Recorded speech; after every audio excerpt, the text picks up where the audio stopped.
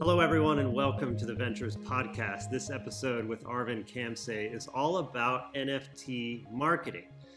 But first, we actually talk about what are NFTs, why are they valuable, the different use cases for them. I invest because I'm interested in human flourishing, and so we actually talk a lot about why NFTs are important to that end, because there's a lot of pump and dump, a lot of noise, a lot of sort of scams and schemes out there. But I do agree with Arvin and others that I've had on this podcast that there is actually a beauty to what NFTs are doing, not just from the art, but in terms of rallying a community toward causes that matter, towards social good that can be enacted, toward people that can become who they are as they progress into the Web3 community and express themselves with not just the art, but what's behind the art in these NFTs, how it can unlock all kinds of creative entrepreneurial endeavors. And so I'm excited to share this episode with you. He gets actually very practical tips and tricks for marketing. And my hope is that you would use this episode for good, that you would take a long, hard look in the mirror to make sure you understand why you're doing what you're doing. And with that, if you're watching, you can also listen anywhere that you get your podcast. You could just search for Ventures and it should show up. And if you're listening, you can also watch by visiting wclittle.com, and there I'll have some more extensive show notes and different links to the things that we talked about on this show. So with that, please enjoy this episode with Arvin Khamseh.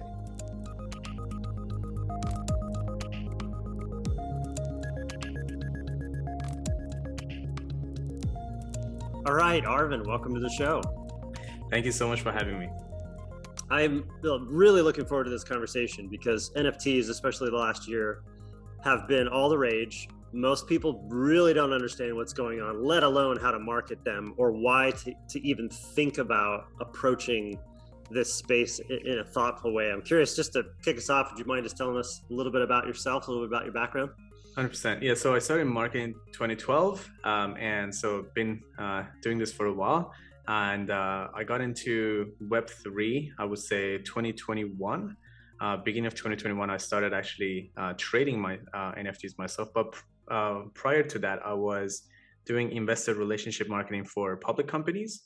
And so a lot of the knowledge that I had in finding investors online, whether it be short-term or long-term investors, from paid ads, organically, PR, everything that I've done was very much transferable into the Web3. 100%. And so when in October 2021, there was this artist from Italy. He approached me. He wanted to sell out his very small collection. And we did that in a few days using just Twitter ads alone. And so that was a proof of concept for me to just realize, hey, like all the decks that we would show to people, to the investors, for the public companies investing, it's just like the websites for NFT collections. You have your team, you have your roadmap, the opportunity. So everything was just very similar. And then, so I brought a lot of knowledge from the investor relationship marketing to the Web3. And then since then, I worked with about 400 NFT projects. The smallest sellout is somewhere around 500K. And then some of them are like, 5 mil, 6 mil, and so on and so forth as well. So the very first project you did, what was it about NFTs that captured you? Like what was your aha moment around NFTs? Yeah, so actually my aha moment came way before the NFTs itself. So back in 2016, a good friend of mine, Nick, he invested everything he had in cryptos. And I didn't understand it. I thought it's nuts. And because, he was just 9 to 5 person, and he had every saving he had, like his car, everything. He sold it and turned it into bitcoins. And then a few years later, I called him and I was like, "So Nick, how's work?" And he goes, "What work?" I'm like, "What do you mean?" And he goes like, "He's just traveling around the world. He doesn't need to work as much." Right. And so to me, that was my intro into, hey, like if the new wave comes in, I'm gonna be jumping on it and just doubling down on it. So I was ready for something new. And then 2021, I started actually trading NFTs without even knowing what NFTs are. And so for people who don't know, NFTs actually came about in 2015. That's when it originated. But a lot of people, even to this date, don't know what NFTs are still. And so actually Canada and US are very behind. So countries like Singapore, Indonesia, Philippines, New Zealand, Australia, those are the countries that are actually in the forefront of things. They're very familiar with what NFTs are for a variety of reasons. But so I was ready for something new, and then when I saw the use cases of NFTs, I just doubled down. I thought this is going to stay, and this is not just one of those bad things. And so for me, it was the use cases of NFTs, not so much of the art. But having said that, I actually like my best friends, my like romantic relationships, all have been actually with artists. So I have a thing for just art. Just I really appreciate just everything about art. And also growing up, I had like a I guess I had this stereotypical concept of the starving artists that they can't make it or they can't really do what they want to do. And so when I learned about what NFTs could do for them, I was actually very excited I wanted to be the case. Like I wanted to be NFT to be the next best thing for not just for artists, but like other creators as well. So talk more about those use cases. What were those Yeah. use cases that captured your attention? Yeah. So there were several use cases for NFTs, but first one is as for the artist, let's say if I'm an artist and I'm no one right now, no one knows me, maybe I don't have even an Instagram following, but I'm really good with what I do. And then I sell my art to you for $5 because I don't know better about business. And you buy it, of course, and you're just very happy. And then 10 years later, I finally figure out as an artist how to do things business wise. And now I have a large following, and then my art actually worth $1 million, the same piece of art that I gave it to you. Now, the problem with that is you now own that. I don't. And I don't get any credit for that piece of art that I sold you for $5. But with NFTs, I do.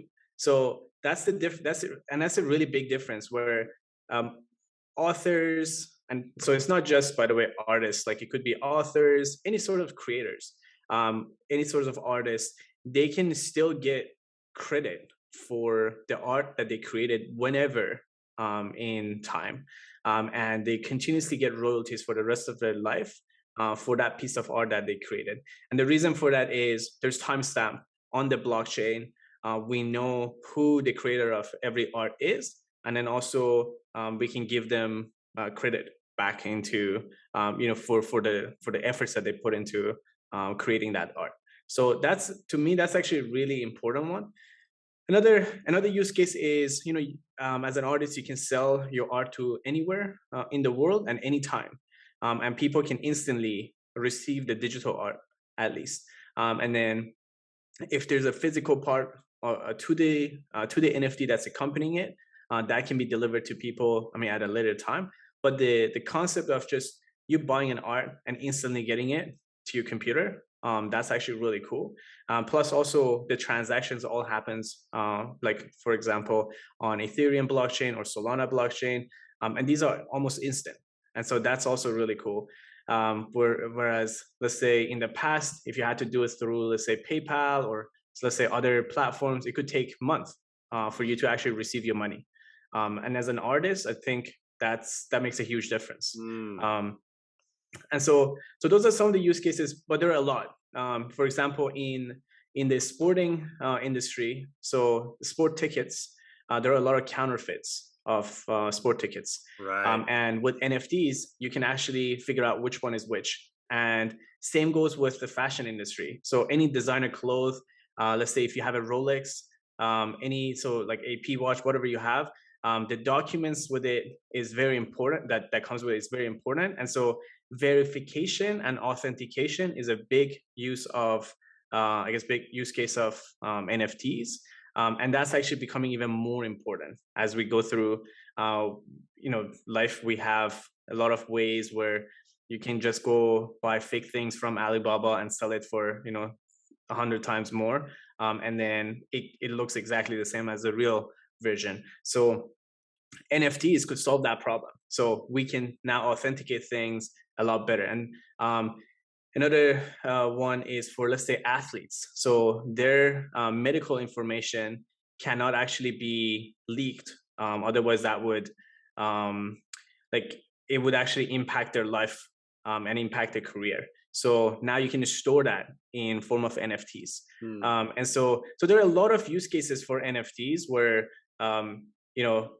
it's where people can benefit from, but also like creators can benefit from, the recipients can benefit from, the accessibility of people making a lot of money by trading NFTs, being an artist. There's so many, I can list many more, but these are some of the big ones. I mean, what's captivated me is not only the fact that I've just been telling every one of my artist friends, just make NFTs, put them up there and go, because you can make money for all the different reasons and mechanisms and timing that you just mentioned. So that's kind of the first one for me. The second one is I love the social causes, female empowerment, different types of equity around the world, raising awareness for mental health, et cetera, environmental concerns. A lot of NFT with combination with DAOs, I think, are pumping really, really cool things around the world. And then number three, even just for businesses, right? An individual, like an artist, could be selling to make money for themselves. They could be promoting a social or environmental cause. They can be pumping a business of theirs just to bring more from an advertising perspective. And then finally, what I'm seeing in these NFT clubs, right? What the Bored Apes have taught us and other clubs is that the power of a community of people rallying around not just the art, but what's behind that, what can be built together, what can be harnessed in the real world and in metaverses and in all the things that are coming for entertainment. But for me personally, I'm interested is like, how is this ultimately helping humans flourish? And so a lot of the questions, because the last 12 years, I've been investing in entrepreneurs as an angel investor and venture capitalist. I'm really interested about how the venture building process can empower people to flourish around the world. And the thing that comes up over and over and over again is, how do I market? How do I let people become aware of my art, my social causes, my businesses, my NFT clubs, et cetera, et cetera? And so I'm delighted to be able to have this conversation, because if you 400 plus projects that you've touched all around the concept of marketing. Let's dive in. Like, what is your advice for the audience as they're thinking about how to appropriately get the word out in this space? Perfect. So I would say, I would just give context first of all. So marketing is the most important thing. So NFTs do not have any value inherently. And this is with all respect to every art that every creator is creating, they just have zero value as an NFT. And so until a community comes behind it and they decide on the value, and that's actually one of the things. Now this is more of an advanced tip, but one of the things I recently started telling brands to do is to get your community to come up with the value of your NFT before the mint day, because then you can hold them accountable to it. So let's say if they say, hey, we think this artwork is worth 5 ETH, then they're not going to sell it for lower. And so your floor price is going to be maintained at a really reasonable price. So that having that open discussion is actually very important. But I guess maybe give you more of a high level what to do as far as the marketing. So it is very important. It's not to be just ignored. And also the concept of just like, my art is amazing and I'm amazing too, and so as all my team members, so then this should do really well. That's not a real thing. You must actually do the steps. And I tell you this because there are at least 3 AAA Hollywood legends. I've been somewhat close to their marketing, and before I got in, they were under impression. So these are people with millions and millions of followers. They were under the impression that they're cool online and they've done a lot of Web2 marketing really well.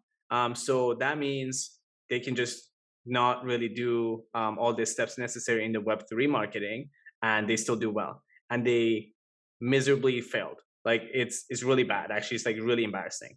And so there is that distinction between Web 2 and Web 3, first of all. So everything that happened in the Web 2 marketing, not necessarily is going to be true. Like email marketing, text marketing, everything you've done as an e-commerce brand, or maybe as a even an online brand, that's awesome, but not necessarily that's going to transfer into the Web 3.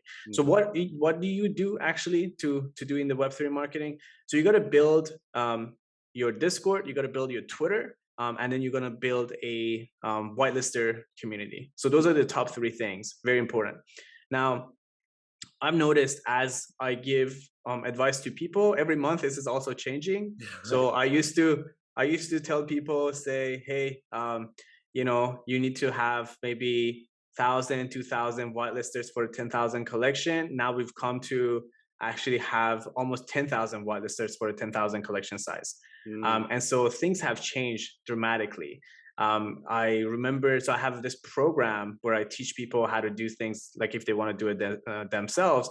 I remember back in November, beginning of November, I shot this video on how to grow your how to grow your Discord with Instagram ads for about $1 per new Discord member. And then I shot this video maybe beginning of November, and then halfway through November, someone took my program and was like, these videos are all outdated. And I'm like, what are you talking about? This is literally 2 weeks old. And they were right, because Facebook changed the targeting. Like we had like Ethereum as an interest. We had, what was it? Bitcoin as an interest. I want to say blockchain as an interest. Cryptocurrency as an interest, but they're no longer a thing. So things are changing. So you gotta be up to date all the time. So that's another important thing as far as marketing. But as far as numbers, what it is working right now on Discord, you need to have 3 to 5 times the number of your collection size. So let's say if it's a 10,000 collection size, you want to have 30 to 50K people in your Discord. For Twitter, it's about half of the size of a collection size. So let's say for a 10K collection size, you want to have at least 5K people in your Twitter with a minimum engagement rate of 0.5%. And that's actually very important. So the caveat here is that don't go buy followers, not even at the beginning, because that's also one of the things people do. Like they say, for the beginning is okay. We can just buy some followers so then people feel good joining us past those people. You don't need to buy any followers, but the engagement must be at least 0.5% for Twitter. And there are ways to actually make that happen as well. And then as far as whitelisters, currently we do about half of the size of the collection. So for 10,000 collection size, we do about 5K, even sometimes 6K whitelisters. Now, so these are the numbers, right? So this is the true north for people to just say, hey, we're going in the right direction or not. Now things are changing, right? So as like Instagram ads was a thing back in November that everyone started doing, but now it's gotten really hard because everyone's done it, right? So then PFP, if you have just a PFP project, and you don't have your messaging like very clearly communicated to people, if you don't have like let's say one-liner where you say, hey, this is the point of our brand, this is how our NFT brand is different, it's really hard to just keep going online and asking people, join our whitelist, join our Discord, because literally everyone else is doing the same. Okay, so the important part is really getting down into the, okay, what is so special about my brand as an NFT collector, as an NFT founder. And so, for example, for this brand, San Vegas Casino Club, the messaging was, you can be the house always wins. And what they do is they distribute 50% of the profit of the casino, it's a virtual casino, to their holders. So that's what we marketed with. So the entire marketing was literally like showing that utility. So it's clear because it's a casino, and you know what it is, and you know that the holders are going to get half of the that kind of clarity is rare. And it's very important to have have that kind of clarity, because otherwise everyone just has some really cool art, and you'd be surprised. I get about 100 messages over Twitter and other platforms of people telling me their brand and their NFT is the best brand.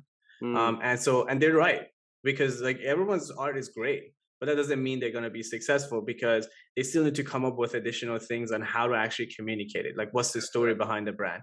That's right.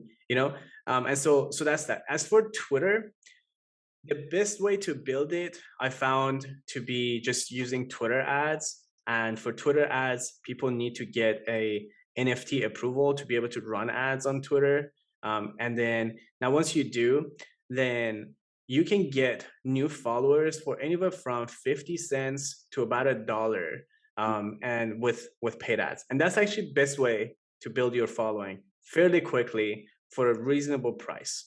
And you can grow it by, let's say, 1,000 followers a day or 5,000 followers a day if that's what you need. And then for the engagement, you can get anywhere from 3 cents all the way to, I want to say, 12, 13 cents. For qualified people, these are like qualified NFT collectors to look at your brand and actually engage with your brand on Twitter. So a big portion of hitting the numbers for Twitter for me and the brands I work with is actually paid ads on Twitter. And then for Discord is really Instagram ads. Now, if there is a budget, then you can, venture into other platforms as well. You can have influencers. For example, paid influencers, they could be on YouTube, it could be on Twitter, and they could talk about your brand, maybe do a dedicated video on YouTube, or they could do a giveaway on Twitter for you. And those are very helpful in first of all, endorsing your brand, because that's also important, but also bringing Discord members for you. And then, so those are the two things. So two important out of the three. So how to build your Discord, how to build your Twitter. And then next thing is how to build your whitelisters. So for people who are on the Ethereum blockchain, the latest thing I have, again, these things are changing. Like this is the literally first video I'm actually sharing it with people. Like all the other videos, I've never said this. So for whitelisters, what I found works best right now, there's this website called prement.xyz. And you can actually have essentially they give you a landing page for whitelisters to join your NFT brand as a whitelister. And so the way it works is they just go into that landing page, connect their wallet, and then they can become a whitelister of your project. Now, with that, we've been just running ads to it. We've been giving that link to the Prement XYZ to the influencers, and we've been building, 10,000, 5,000 whitelisters like fairly quickly as well. So just to kind of summarize it for people, there are 3 things to build. I mean, there's millions of things to do, but there are 3 things on a high level to build, okay? So one is your Discord, and you want to have 3 to 5 times the number of collection size. Some people do closed Discord. That's a different strategy, but majority of people do an open Discord, and you want to have 3 to 5 times collection size. And the way you build it with influencers and Instagram ads, those 2. Then you have your Twitter.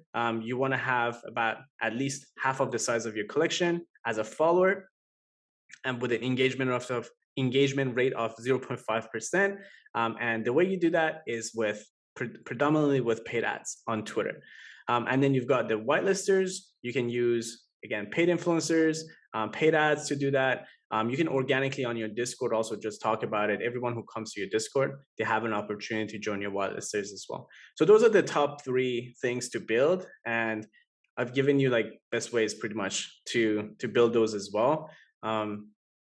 But then there's a lot that goes into marketing, and things are changing, right? So next month, this may be completely different thing. So for those that are kind of new to this space that are now feeling super overwhelmed, because we got right into I think the really important details.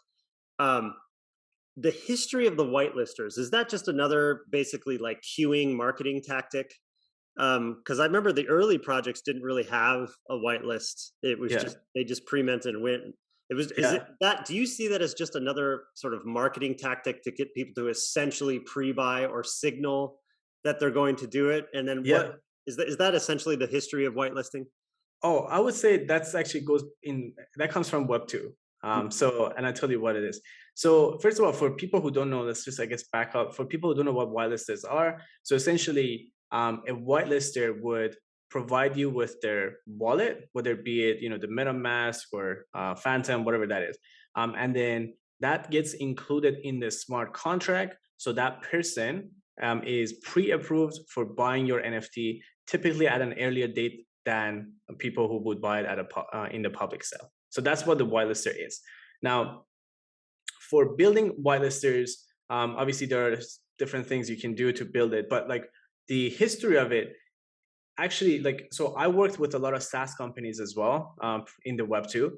And so one of the things we would do, we would have, so if you think about, like, for example, people who would commit in the trials for buying a software by just giving, let's say, $1 to, or use their credit card for, let's say, 14-day trial. And then they would say, but here's our credit card. So we're committing, right? So the concept of like committing before you actually like buying, this is a thing that actually came from Web 2. So this was already being done. And there are many instances of that where it actually works really well too. Like you want people to vote with their credit card versus, just say, hey, we're in this community chatting and eventually we will support you. No, like you want them to actually show, demonstrate that they're going to be a supporter. So when it comes to the whitelisters, they provide their wallet for, so you can see if they have enough funding to be able to buy your NFT, and you can call them out on it if you want to, if they don't have enough funding. But more importantly is that they, even after that, they still need to do certain things to show their commitment. So for example, some people say you got to be a level 5 engager or level 10. And this number, by the way, increasing every month that I talk about this. Used to be like level 3. Now we're talking about level 10 and level 20. But so those arbitrary levels? Yeah. So these are, so essentially what level these levels are on Discord is that how much time you spend on Discord and engage on the Discord. So for example, a level 20 engager on Discord, you're probably spending like good, like maybe it's like a part-time job essentially. Like you're spending on Discord with this NFT project. So just talking and chatting with people, engaging with everything they say, clicking on, the emojis and like, is that something Discord tracks for you? Tracks. Or is that a bot that you have to bring in, or is that built in? I believe actually it's a tracker bot that does that. Yeah, it measures it for you. But I think almost all NFT brands have it. And you can see as you're actually typing things, you can see like you just leveled up to a new level. And so it shows up on the Discord. You can see it as a user yourself. You know the name of that bot? Ooh, there's so many of them. I can't remember. We'll figure it out and put it in the notes. Yeah. But it's a very common one. But the thing is, like, it's funny because you were talking about this thing is just like becoming more prominent. So back in November, we used to say invite 2 friends and be a level 5 engager, and that was hard. That was hard for people to be a level 5 engager on Discord. Now, the minimum I see is like level 10, level 20. It's becoming ridiculous. Wow. It's so ridiculous to the point that there are actually people like sometimes like message me and they say, hey, if you can get me a whitelist spot for this brand, we'll give you this amount of dollar amount, right? So like, it's just has become even like more interesting, more exciting than the projects itself. So it's like people now holding whitelist spots from different projects. There's actually going to be a marketplace for it soon. I've already heard someone's actually creating. Oh, I believe it. Yeah. And so yeah, it serves a huge purpose, but I think it's been overdone. So now we're actually, it's changing, right? So it's gone so overboard to the point where people like, there's no way we can like do all these things that you're asking us to do. And especially if like 10 brands doing it, like you literally have to just quit your job and just be a junkie on Discord. Like there's no way to do that. So yeah. So all right, so you see a ton of projects. Obviously there are some that are less than noble, and there's a bunch that just might use these tactics for just a quick pump and dump. So please, if you're listening or watching, please don't do that. What have you seen that is actually the best projects out there, right? You listed a bunch of use cases earlier. Are you seeing groups that, because what I'm interested in as an investor is who is this team and what are they building? Because they're essentially building a company. What's their roadmap? How are they bringing value to humanity? What are you seeing out there? What are the things that you look for projects that really capture your attention? Okay, so this is really weird, but like I actually, when brands come to me, when they start chatting with me, whether it be on over emails or messages or DMs, I actually challenge them. And so like I Mhm. challenge and I want to see how they communicate.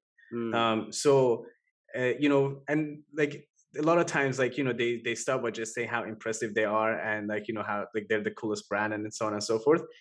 So not like to just it's not a personal thing, but I really want to like challenge to see how, like, are they gonna fold, are they gonna get mad at me, are they gonna take things personally, or like they really committed to their mission, they're really committed to their project.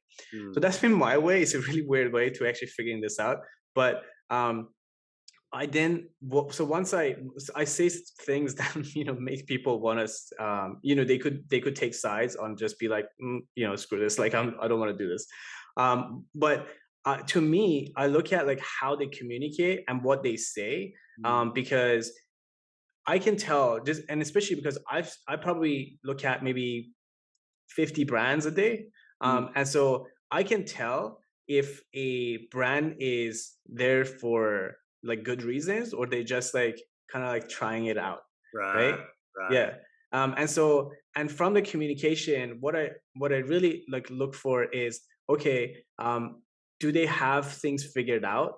Like, so as far as their roadmap, how fleshed out is it? Like, did they really like go in and just say, hey, for example, they say we're going to do this DAO and it's unlimited, right? Have they figured out if it's unlimited, like 3 years down the line, is this going to crash or is this going to be a sustainable project? And that, by the way, the crash side of things, I've seen it in many projects as well. And themselves later on, they realize and they apologize to the community, say, "Oh yeah, we didn't think about this." Mm, And so it's very important to see how fleshed out it is when it comes to their roadmaps. And then as far I really look at the team. So you talked about like the people that you're investing in. I look at the team and their track record. So this is unfortunate because sometimes it's just an artist, they don't have any like track record except just the art that they've done. But I look at like who they bring in, right? So let's say if they brought in some like a really cool developer, or like how they pick their team. To me, that's very important, because if they don't really care, they bring in whatever, that's how they're going to operate in their business as well. And I see like NFTs as a real business, not just like his side hustle that you right. do. And that's actually very important for a lot of founders, because a lot of times they sell out and they're like, okay, now we're stuck with this community and we don't like them. And so so that's very important too, right? So I would say those are some big things that I look at. And then of course, do I like the art? Do I like the mission? And then, are they going to actually make money with the way they set it up? If they're not, that's not a good idea. Like, that's a terrible idea. And then, you as an investor, you would say the same thing, I'm assuming. And so those are some of the factors. But I think for me, the biggest thing has been just how they communicate. Like, can they keep their cool? Because it's a very fast paced environment. It takes 4 to 6 weeks to go from zero to hero for an NFT launch. And so you can make mistakes. Things could happen. Maybe influencers don't have time for you. Maybe some random person in your Discord starts like talking, saying, "Hey, like you're gonna be a rug pull, right? What are you gonna do? Like, are you gonna just fold, or are you gonna like take it and just address it? Are you gonna delete them? Like, how do you deal with things like this, right? Hmm.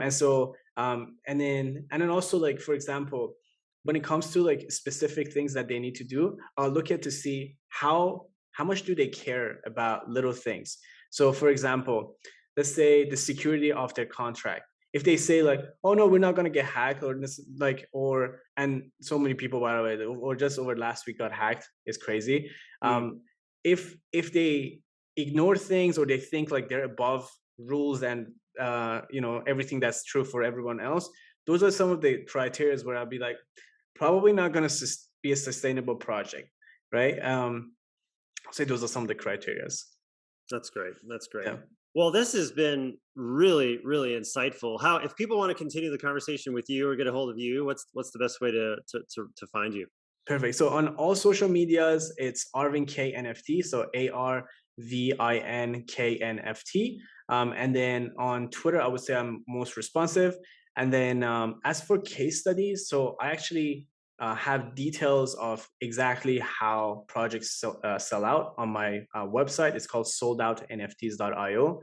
So all these projects that I help sell out, we literally just from like what we did for the ads, what we did for the messaging, how much money we spent, so on and so forth. It's all written in a form of a blog post. And then I publish it on soldoutnfts.io. So that's soldnfts.io. Awesome. Arvin, really appreciate your time. This has been great. Of course. Thank you for having me.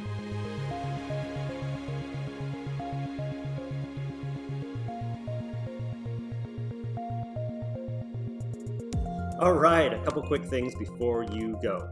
Number one, I have a general newsletter where I write about technology and startups and health science and teaching people to code.